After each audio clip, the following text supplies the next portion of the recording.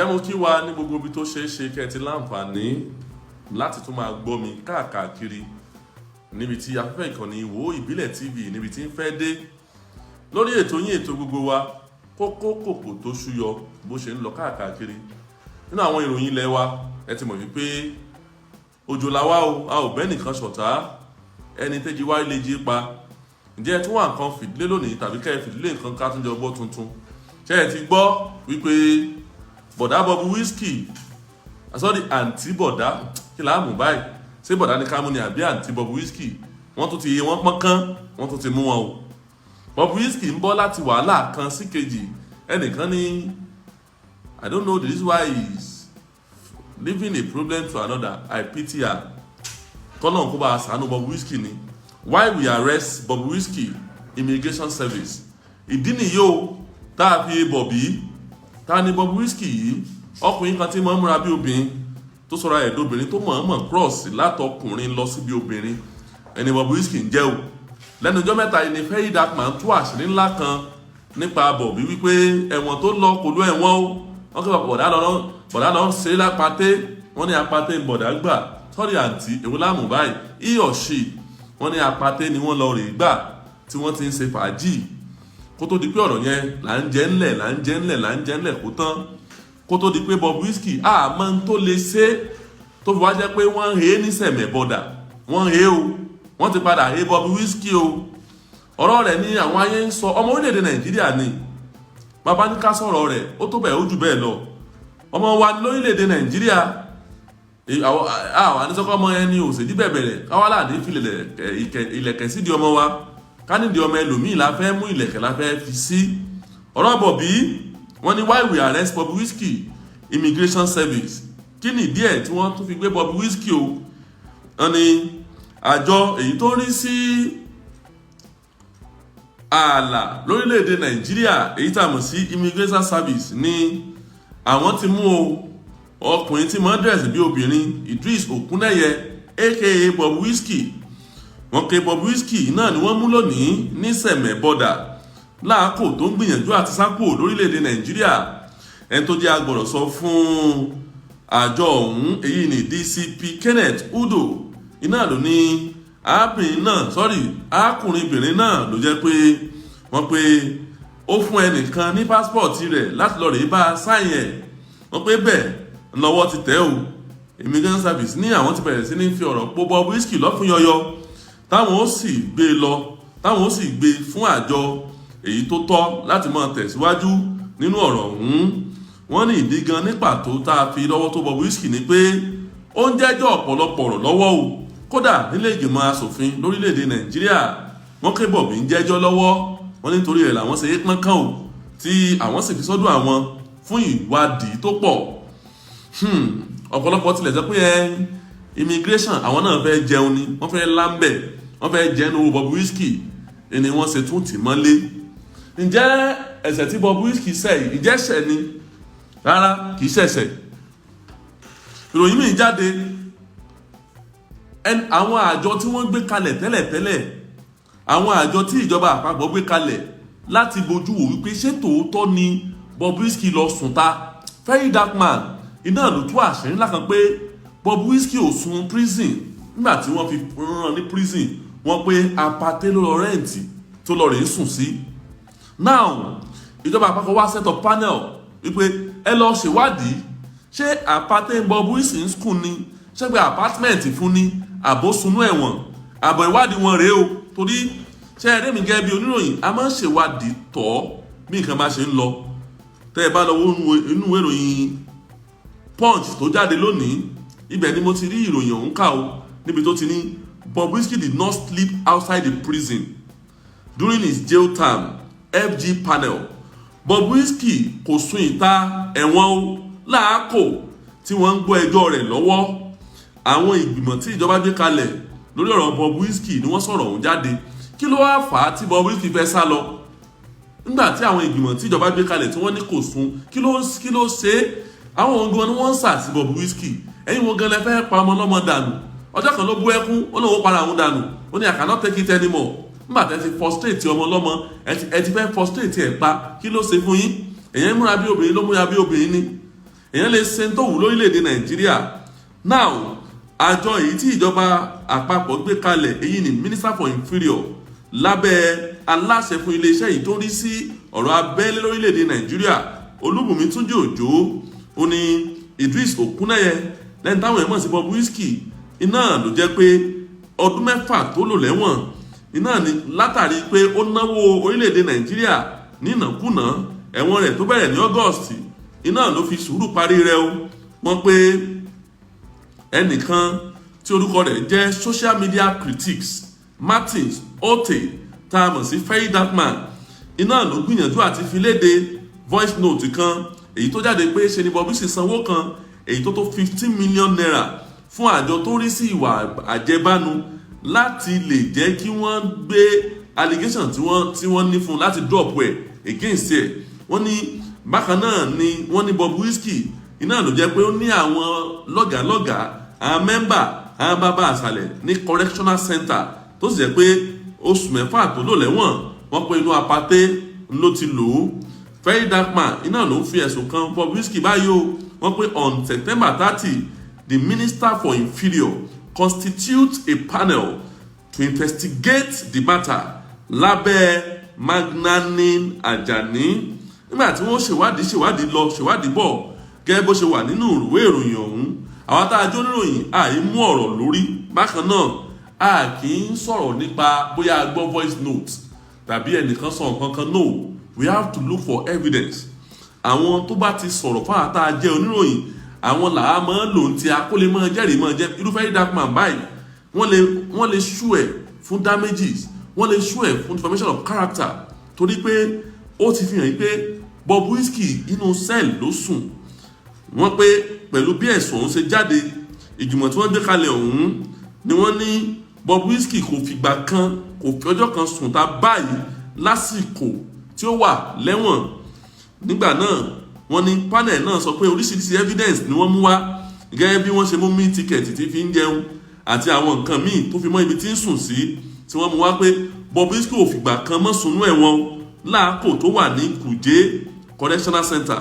wọ́n ní Bobrisky ló yẹ pé wọ́n gbé kúrò ní Kuje correctional medium custodian kó tó ní wọ́n gbé lọ sí Kirikiri ní ìpínlẹ̀ Èkó látàrí pé ibẹ̀ yẹn ti fún àti àwọn ààyè èyí tí Bobrisky ò rí láti dúró. wọ́n ní Bobrisky iná ló jẹ́ pé wọ́n gbé lọ sí single cell ẹ̀wọ̀n èyí tó dá dúró tó yà sára ọ̀tọ̀ látàrí wípé ó ní nǹkan mọ́ bí lára ó lọ́yàn wọ́n yẹ káwọn máa fi sí mánsẹ̀lì wọ́n mọ̀ tẹ̀ ní ibi ọyàn. wọ́n nítorí ẹ̀ ni wọ́n fi Bobby sí single cell. wọ́n pé àwọn mọ̀lẹ́bí ará ọ̀rẹ́ sì wá físìtì Bobrisky láàkó tó wà lẹ́wọ̀n. wọ́n ní Bobrisky ò sùn ìta rárá o inú ẹ̀wọ̀n ní sùn o láàkó tó wà ní ẹ̀wọ̀n. wọ́n ní kò fìgbà kan sùn ta. àwọn ìgbìmọ̀ tí ìjọba àpapọ̀ gbé kalẹ̀ láti investigate ọ̀rọ̀ Bobrisky àwọn náà padà gbé ọ̀rọ̀ yẹn síta lónìí gan. kí ló wá fà á tí Bobrisky ń sá lọ? Why did Bobrisky want to flee the country?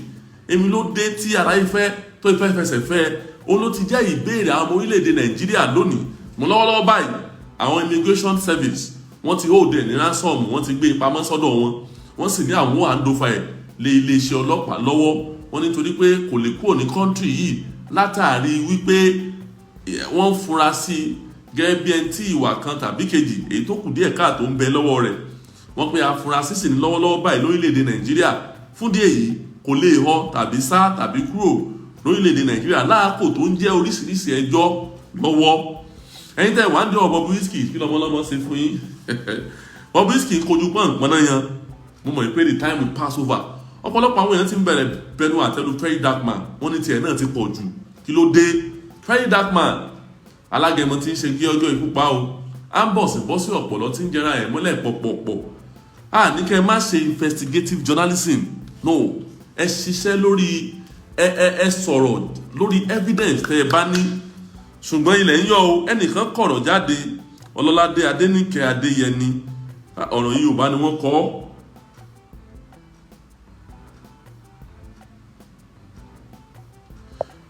kì í ṣe mi mo sọ̀rọ̀ yìí jáde o arábìnrin Ọlọ́ládé Adéníkẹ́ Ayẹni kì í ṣe mi mo sọ̀rọ̀ jáde o, tẹ́ bá ń fi sùúrù tẹ̀lé wa. In tí mo sọ ni pé àwọn ìgbìmọ̀ tí ìjọba gbé kalẹ̀, ṣé dáa ti ń gbọ́ ètò yìí, ẹja máa fi sùúrù gbọ́, so ti yé, so that ọ̀rọ̀ tá a bá ń sọ kò ní máa takora wọn, kò ní máa jẹ́ pé bí ọ̀rọ̀ ń tako làákàyè tàbí ń takora wọn. In tí mo sọ ni pé ìgbìmọ̀ tí ìjọba gbé kalẹ̀, mi ò sọ pé Bobrisky pé bóyá ó ṣe àbí kò ṣe, a lè sọ pé ó ṣe ohun tí tó bá tó ṣèwádìí. Very dark man lè máa sọ̀sọ́kùsọ lẹ́nu, ó lè máa parọ́, kò sí nǹkan tí ò lè ṣẹlẹ̀, yes. tó kó wá jáde látẹ̀lú very dark man, it doesn't mean it is right. Ìjọba àpapọ̀ gbé ìgbìmọ̀ kalẹ̀ láti ṣe ìwádìí, ààbọ̀ ìwádìí ìjọba àpapọ̀ lè mí sọ o, èmi ò sọ pé bẹ́ẹ̀ Bobrisky ṣe àbí kò ṣe, kò sí nǹkan tó kàn mí bẹ́ẹ̀, yes. It is not my duty. Ìjọba ni ó sọ bóyá ó dá o, ó jẹ̀bi ẹ̀sùn o, ó ṣẹ̀ o, kò ṣẹ̀ o, or it is not my responsibility. Àwa kí ló wá dé tí Bobrisky fẹ́ sá kúrò ní country? Ìbéèrè tó kù tá a mọ̀ bíra wa lọ́la nìyẹn. Tèmi àti yóò jọ ṣèwádìí pé kí ló wá dé, bóyá wọ́n tún wá release official message mi tá a fi mọ̀ dé abá gan tí Bobrisky fẹ́ họ́ dànù.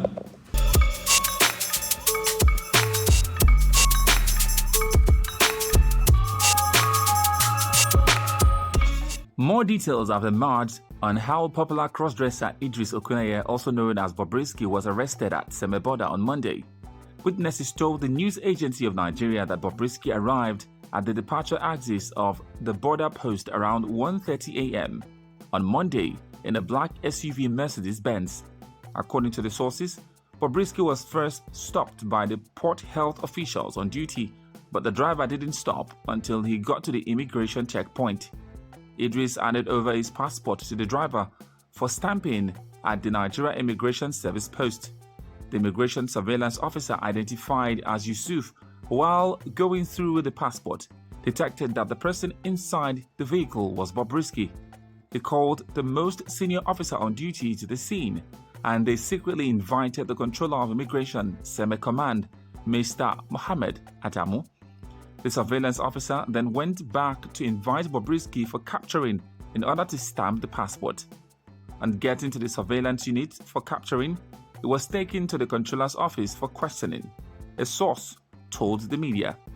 Another source told NAN that Bobrisky's lawyer later came to Seme to inquire why he was arrested by the personnel of the Immigration Command.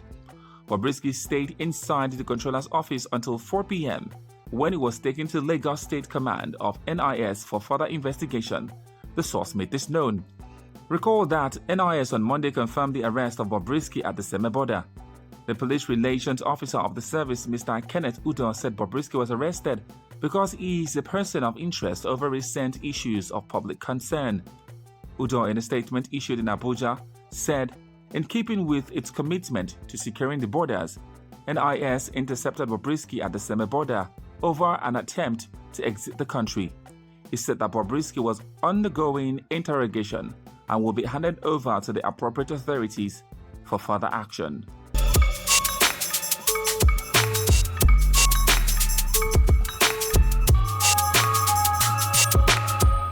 Controversial cross-dresser Okuneye Idris, otherwise known as Bobrisky, is currently in detention at the Force Criminal Investigation Department Annex, Alagbon, Lagos State, where he spent the night in a cell at the police facility.